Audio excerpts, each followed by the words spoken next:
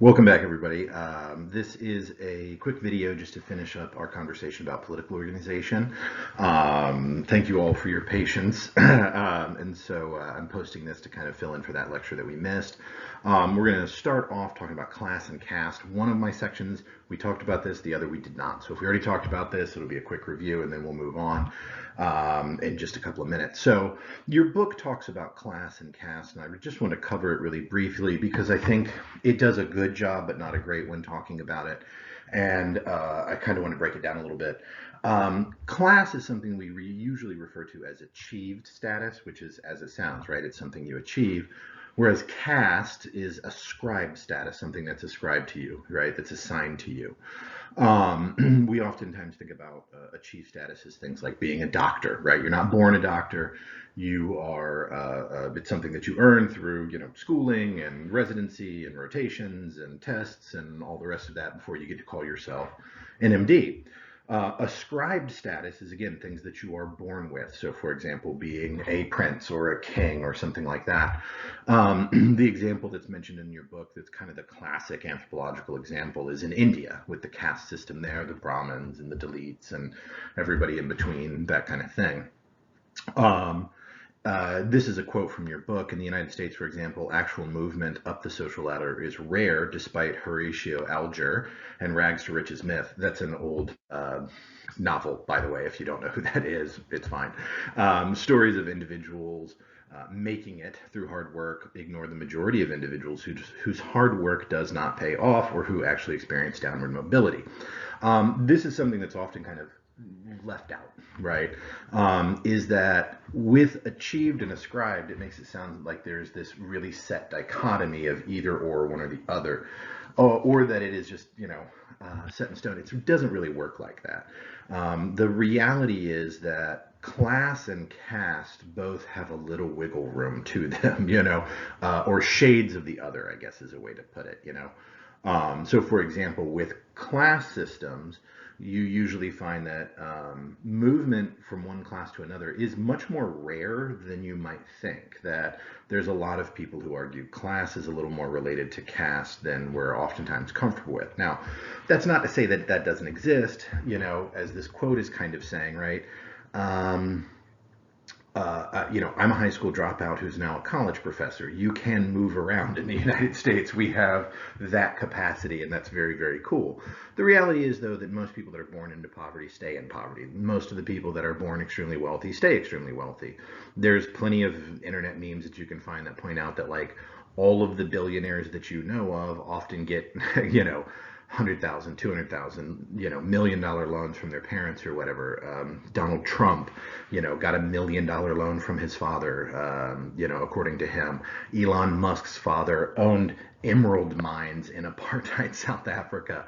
I mentioned Warren Buffett before, who I believe it was a $25,000 loan he got from his parents, but that was like 60 plus years ago. Adjusted for it, it's like $200,000 or something like that now. I don't know the exact number, but all of these things, like this idea of self-made, it absolutely does happen, no doubt.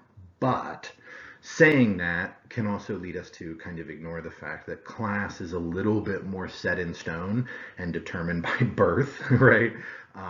Than we're sometimes comfortable acknowledging, right? And so I kind of wanted to talk about that just a little bit, right? So last time we were talking about, autonomy and state versus non-state and all of this kind of stuff with political organization. And so, I had joked with you that no one woke up one morning and is like, what we should do? We should invent a system where people take our freedom away, right? Nobody did that, obviously. But so why do we have this? Obviously, it's for harmony, right? As human populations grew in the ancient world, as we went from living in bands of 20 or 30 where we can pretty easily come to a consensus, it's a hell of a lot different when there's 1,000 or 10,000 or 100,000 people in our community, or you live in a society like ours that has 300 million plus, or India or China that have a billion plus, right? There's a lot less personal accountability, which I'll talk about next. But this is all about social order, right? It's to try to maintain an even keel for society. It's social control at the end of the day, right? And so in small scale societies, that social control can be more personal. It can be more one-on-one.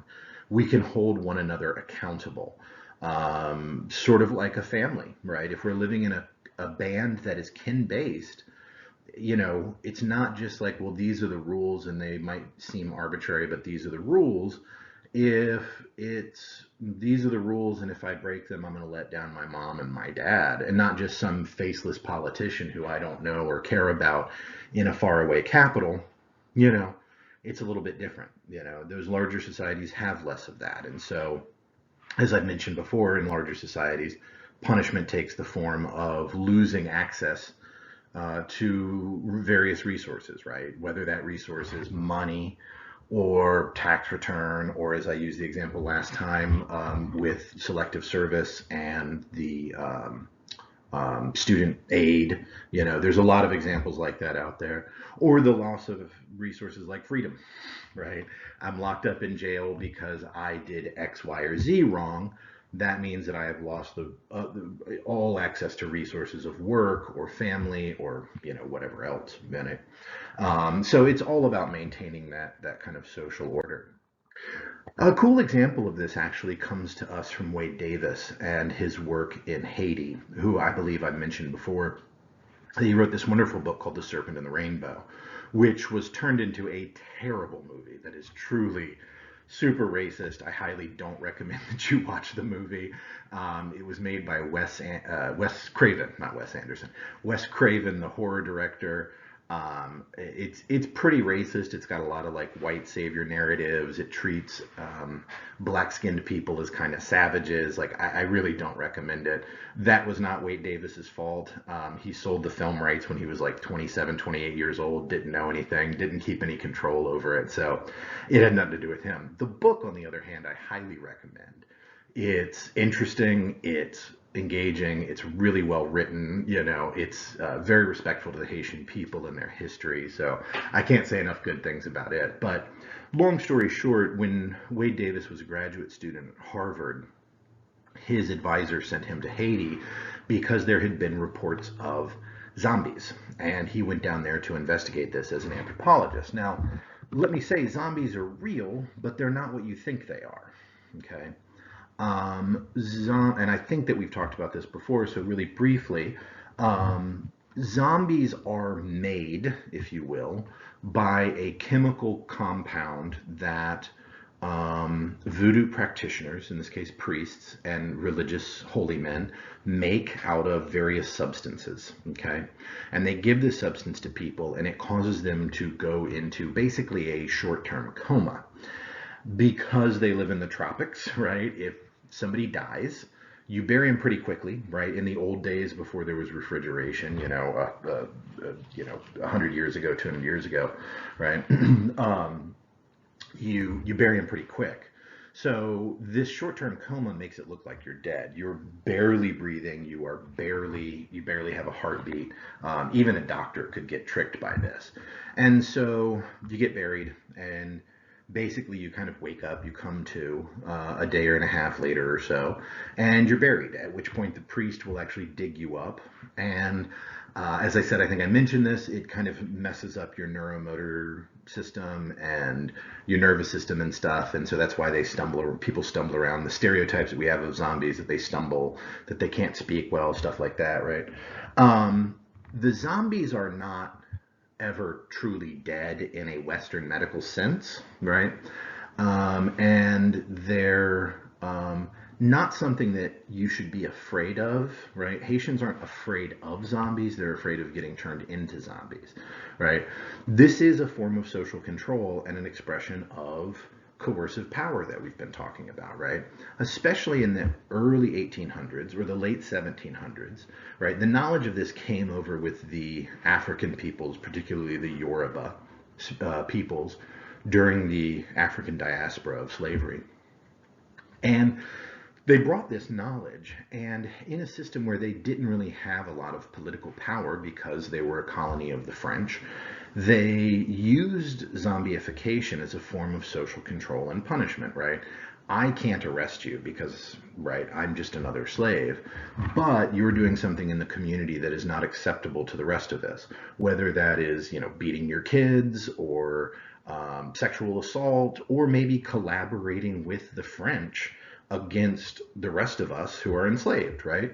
And so this is one of the ways that I can do that without having a court, without having a legal system, without having police forces, without having a judicial system, without having a jail. I can do this to a person, right? Or we can do this to a person, because it was usually kind of a much more communal decision in some ways. We can do this to a person and enforce the norms of our society and maintain that harmony, that equilibrium, that social control. And even, later on, the threat of this, right, became a thing to be afraid of. So, straighten up and fly right. Do what you know you're supposed to be doing in our society, in our culture, with our people, or this is what can happen to you, right? And so that's kind of where that all came from. I know we had talked about this before. And that gets us into a conversation about structural power and structural violence. And structural violence is a concept that's been around for a long time. It was most notably articulated by the late anthropologist Paul Farmer, who was also at Harvard, like Wade Davis, although sometime after. And Paul Farmer didn't originate the term, but I think that he used it to great effect. And he speaks about structural violence as something that is the way in which society is structured to perpetuate cycles of violence against people. Okay, and sometimes this is called just structural inequality or stuff like that. The reason that Paul Farmer used the term violence is that when we think of violence, we think of something physical that impacts us physically, and that's what he wanted to emphasize, is that when we're talking about coercive power, structural power, we are talking about something that can perpetuate cycles of violence. Now, obviously, some of this structural power and coercive power is necessary when you have, a Jeffrey Dahmer or a Ted Bundy or something like that. I think every one of us is really glad that there's a police force out there to arrest them and use coercive power and put them away and keep them away from the population, right? So I'm not trying to speak against the concept of power. We talked before about David Graeber's work in The Dawn of Everything, right? I'm not necessarily speaking against structural power or coercive power, but I am saying that at times it can become this structural violence, and that's what Paul Farmer argues, right? Is that it enacts something that is physically violent in the sense that this fear impacts our hormone levels, right? That this coercive power to oppress groups, whether it be class or caste or race or whatever, may ultimately have a physical expression in a shorter life, in higher infant mortality, in more heart attacks, in higher blood pressure, in physical violence that we think of too, that like, well, you are kind of outside of the protection of law. In my one class, but not the other, where we talked about caste, that was one of the things that I mentioned, was that, for example, in India, which practiced this traditional caste system, it is outlawed now, but it is unfortunately still very, very commonly used because you can tell people's caste by their last name. So even though on a job application it might be illegal to ask someone's caste, or on a an apartment application, it's illegal to ask their caste in the same way it's illegal to ask race, in the United States. Even though it's illegal, I can tell by your last name what your caste is, right? And so I already know, right? But in those kinds of situations, one of the things about the caste system is And one of the reasons that it was outlawed is because it justifies cycles of violence, because this gets into like dharma and karma and stuff like that. The idea is if you are born into a lower caste, right, you're born at the bottom as an untouchable. You must have done something in a previous life that was unspeakably bad for you to be born into this lower caste. And therefore, it's acceptable to physically attack you, to beat you, to rape you, because in another life you were just some unspeakable monster. You were some kind of a Nazi. You were some kind of just terrible human being. And that's why karmically you've been reincarnated in this lower caste, and therefore it's okay. Right. And so those power structures can also lead to actual physical violence, right? The same thing of throughout history when you had second class citizens, individuals that were disenfranchised, didn't have the right to vote, they didn't have civil rights, they didn't have civil liberties, right? I've mentioned before the wonderful book At the Hands of Persons Unknown, where they document the fact that from the end of the Civil War until the Civil Rights Act in the 1960s, for a century, there was an average of 1.5 lynchings per week of black people in the American South, right? That is because you have a group that the structural power has put them outside the protection of the law, and therefore that's going to perpetuate cycles of structural violence, right? So all of these things get wrapped up in it, right, with one another.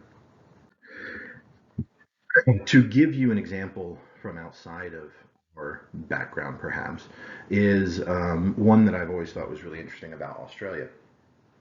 Many years ago, many years back, there was a newspaper journalist investigative report that found that throughout Australia, particularly I believe in Sydney, though, police were arresting Aboriginal youth at an extremely high rate, at an insanely high rate, on pretty misdemeanor things.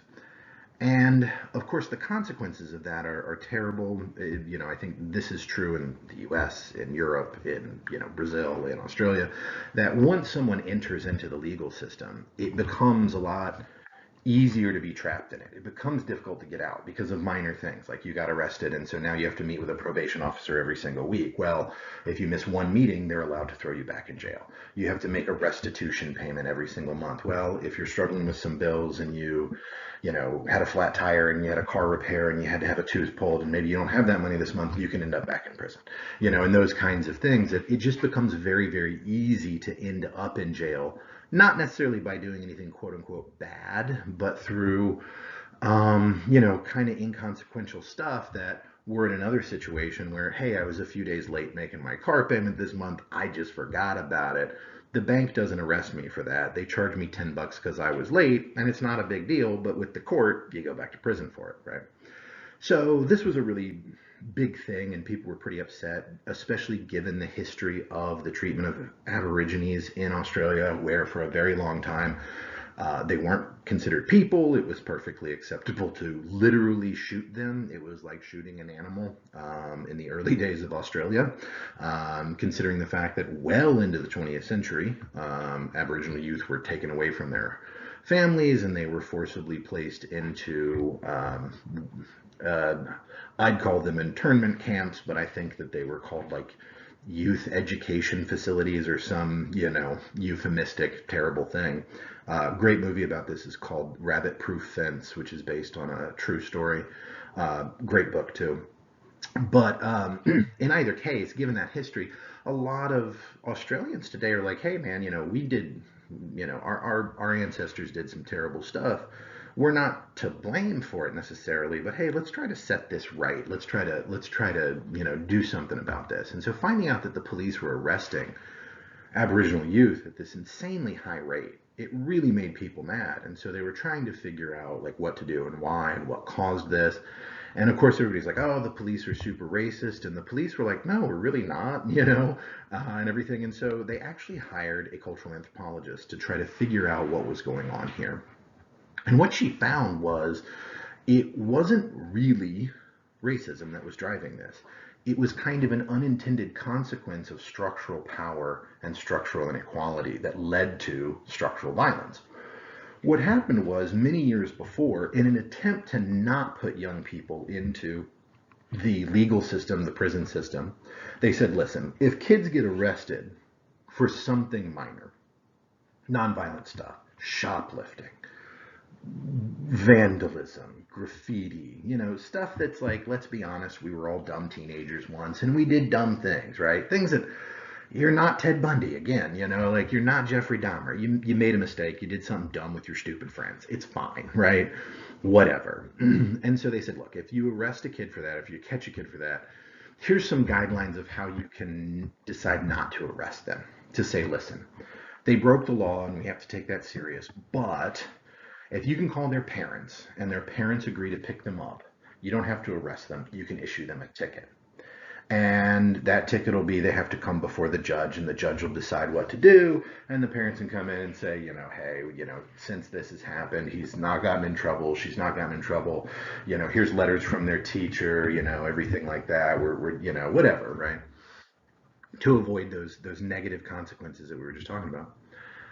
What they didn't kind of plan out there, though, was that there was an inequality already built in, which is when they would go to call the parents, right? For white Australians, that was a pretty straightforward process, but for Aboriginal Australians, it wasn't. For a couple of reasons. One is socioeconomic. The Australian Aboriginals were and are extremely poor. Just unfortunately, like Native Americans here in the US, they represent the poorest segment of society. And so this was, I think, in the 90s, pre-cell phone, I mean. And so they were like, look, they don't always have a house phone because they're poor, right? And so they can't afford that expense, right? And so right off the bat, it's like, well, I couldn't call their parents. I guess I have to arrest them. In some cases, they were able to call home, but they weren't able to call the parents. And there's a couple reasons for this. Again, one is socioeconomic, that the parents might have moved away and left them with a family member, or left them with an older sister or an older brother or something, right? Because they were living in poverty and they're like, look, I'm going to go to this town over here. I'm going to go to this mining community. I'm going to work there, a month on, 2 weeks off, whatever it is, so that we can make some money because there's just no jobs in our community here.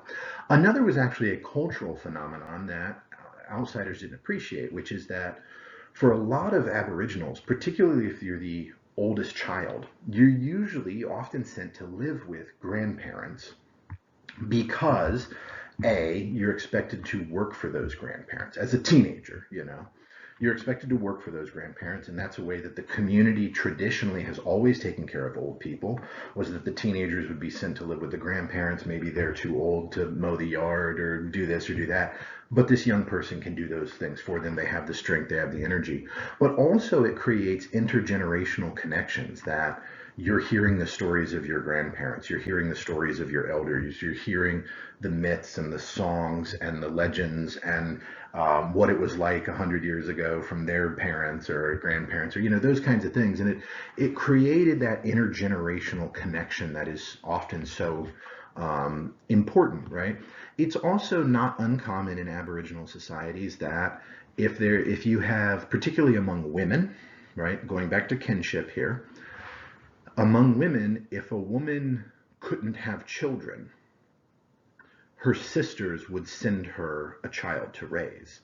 And everyone knew who the biological birth mother was, but that new mother was also considered mother. This child would often call both of them mother, right? Like we talked about with kinship terms.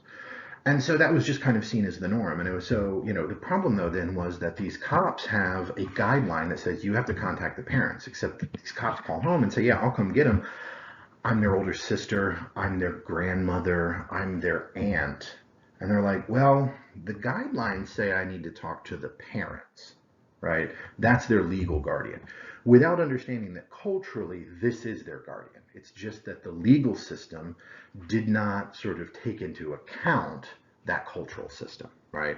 And so that's one of the great things that anthropologists can help them understand, to come in and say, listen, calling this kid's grandmother, calling this kid's older sister, or this kid's aunt, is the same thing as calling their mom. That's okay, right? Culturally, they're serving the same role. They fill that same function, even if maybe they wouldn't for you and I, And so that's one of the things that we can help do. Now, the last thing that I kind of want to talk about, last thing here, is to talk about warfare, right? If we're going to talk about politics, I think that the ultimate expression of coercive power, right, is war. Now, I just want to really quickly say here, there's been a lot of writings from social scientists and theoretical minded commentators in recent years about the inevitability of warfare. That is not an analysis that I think anthropology would broadly agree with. There are numerous societies that we have documented where they do not practice warfare. There are numerous societies where we have documented that they do not practice murder. Humans do not kill other humans. They are truly peaceful in that way. With the caveat that most of them, you have to understand that like they don't consider like witches human. So if someone's like casting bad spells, then that's not a human and you can attack them. But they're, again, they don't see it as humans attacking humans, and so, they don't do that, right? So yeah. So I think a lot of us are very uncomfortable with this concept that warfare is an inevitable expression of human beings. Again, we don't see very much evidence of it in the extremely ancient world. We do see evidence that individuals do not, practice this. Individual groups such as the Gongsan and others that don't really have warfare or violence to speak of, right? And so that tells me right off the bat, this is not a human universal, I think that it's also about a perspective, right? Um, I would argue, and I think many anthropologists would, that there is a very productive way to look at warfare, which is through the lens of a theory called cultural materialism. Now, we've talked about cultural materialism. We haven't gone super into it. We will talk about it a little bit more in the next section on religion. But basically, cultural materialism argues that if you want to understand any cultural behavior, you need to look at the material reality of life, not the ideology, not the philosophy, but the material needs of life. Why do people do X, Y, and Z? It's because they need this, this, and this to live, right? Um, or because of technology, or because of environment, or because of, again, material, tangible things are what's driving human behavior. I would argue at the heart of not all warfare, but the majority, the overwhelming majority of warfare is material reality. I think that most wars are driven because of money, resources, access to money and resources, those kinds of things. I am hardly the first scholar to point this out. There are tons and tons of analyses by military historians and all this kind of stuff that point out that, what caused this war. You could look at the ideology, but the truth is, underlying that is almost always a material need. Look at World War II, for example. Obviously, I'm not discounting Hitler and his rabid anti-Semitism, his hatefulness, his evil, right? All of that was there. All of that is a component. But all of that was there in the decade before, and in the decade before that, and the decade before that, and the decade before that. That was not a new concept in Europe. Unfortunately, as I have pointed out to you guys before, sadly, the Jewish community has faced persecution in Europe for literally centuries. In 1492, it's not just that Spain sent Columbus to the New World, they also expelled all Jewish people. So the idea that anti-Semitism and hate and all of these just evil ideas were, new. I mean, they've been around. They've been around. So I don't think World War II happened because of that. I would argue World War II happened because of economic instability that was caused by World War I, which was caused by, all of these other things, right? And so a lack of access to certain resources, certain areas being cut off from Germany at the end of World War II and the World War I and the Treaty of Versailles, those kinds of things, right? And so I'm not saying it never happens. Certainly, there's been wars driven by ideology and things like that, but most of the time it's about material things, which I actually take great comfort in. Okay, if war is inevitable and humans are just driven to war and it's in our DNA and we're warlike and we're violent and we're all of this other stuff, and there's no way to stop war. There's no way to stop suffering. There's no way to stop the killing, right? I find that very, very sad and very depressing. If, however, war is driven by resources, by material, right, by the physical constraints of this world, then there is always room for cooperation. There's always room for negotiation. There's always room for us to work around something, right? And war is not inevitable. And I find that very hopeful, both for the broad philosophical position of, war isn't good, but also on the personal, tangible. I never served, although I have family and friends that did, but I also have a ton of students that did. And I don't want them, I don't want you to be sent off unnecessarily, separated from your family, and risking your lives, right? I think it's a much more hopeful idea that, hey, perhaps warfare is driven by these material needs, and therefore, if we can address those material needs in some way, we can avoid that conflict, right? I think that that's a much better proposition, at least from where I'm standing, right? So I just kind of wanted to mention that and the idea that war is this genetic thing. Again, I mean, we've talked about this with the biological anthropology section that there's a lot of claims about our supposed like competition and how that's built into us, but it ignores all the ways in which actually pro-social, collaborative, cooperative behavior tends to be the more successful organism in mammals, particularly in primates, particularly in humans, right? That by almost every measurable standard, those that are capable of collaborating and cooperating are a hell of a lot more successful than those that aren't. Okay, so yeah, so warfare. It's I would argue a cultural thing, not a biological one, right? So thank you guys very much. I appreciate it. I hope this was helpful. I hope it was engaging, and I will see you all next time.